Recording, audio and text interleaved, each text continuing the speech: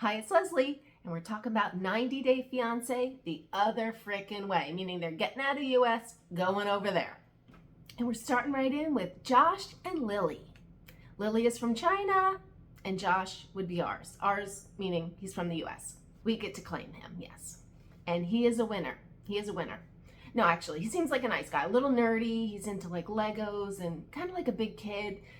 A little quirky, but you know what? I think he kind of stepped into it, if you ask me. Might have stepped into a good situation. But of course, it's not missed on Josh. He says this. I know I'm no George Clooney, and I am going to wonder, why does a woman like Lily want to be with a man like me and support me financially? And there is that fear that I'm going to wake up one day and Lily's going to say, I don't want to be with you. Yeah, I kind of wonder the same thing. But you know what? There's a lid for every pot, and maybe you're just her lid. So, hey. And so just from what I understand, Josh over here, he was like in HVAC, heating and air conditioning, like a good job doing regular kind of stuff. She's over in China. Lily's in China, and she makes, it looks like mucho bucks. She has a successful cosmetic business over there. Anyway, they met the normal way. I'm going to call it the normal way because that's what it is right now. That would be right. That would be on the internet, dating apps. Yep, that's the normal way to meet people now. And they talked for 2 years. She came over here, and after 18 days, they got hitched and married. Nothing alarming there, right? No, I didn't think so either.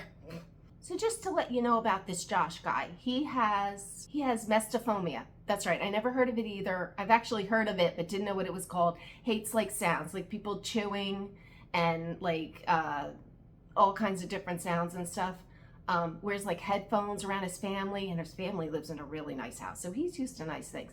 Wears headphones around because he can't stand when people are eating and the sounds. I mean, everyone's born with different things, so what are you going to do? But you know when it's true love because of this. I've struggled with this every day of my life. Fortunately, the only person that doesn't bother me when they eat or do repetitive sounds is Lily. So it's magical. I mean, she's his person. But here's where it gets a little tricky. So I guess he's now going to go over to China, and China's not just anywhere, but he's going to go over to China, and he is on a spousal visa, and he is not allowed to work for 5 years, which is so crazy to me because over here, like when people come to the US, you're like, get a job, work, we want to work and all the kind of things. That's so bizarre that when you go over to China, they're like, no, you sit there. It's almost like it's a privilege to work and I guess make money. I didn't understand. It's such different logic. Anyway, that being said, it was just kind of different to me. But yeah, so he won't be able to work for 5 years. And I was thinking to myself, you know what? Freaking learn the language. Let one of these people at least learn the language of their person, because nobody steps up. At least no American, it seems like, will step up and learn the other language.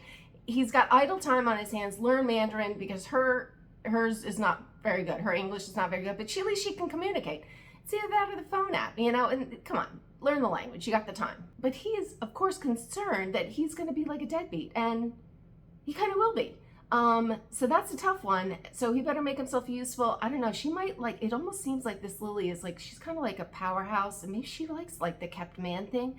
That almost might be her vibe. I don't know if he's going to like that. On the other end, the jury is still out on this couple, whether they'll actually make a good run of it. I'm not sure. I'm not sure on that. Just wanted to put this in on the working thing. Can't he like work under the table like you do here? Like even at her business or teach learn the language. You would be great. You could teach English to the people. Like that would be a great gig. Do it under the table. Can you do that over there? Can you get away with that? Or maybe they'd kick you out if they found out. Do it for free. You got time on your hands. But anyway, I digress. Let's move on. Anyway, Lily is over there. I guess she had a villa, if that doesn't sound fancy, that she is now fixing up, spending a lot of money and time making this beautiful villa for both of them, for Josh. I mean, she wants to just spoil him. I'm like, Josh, go for it. I mean, this is like, he's going to be a kept man, but whatever.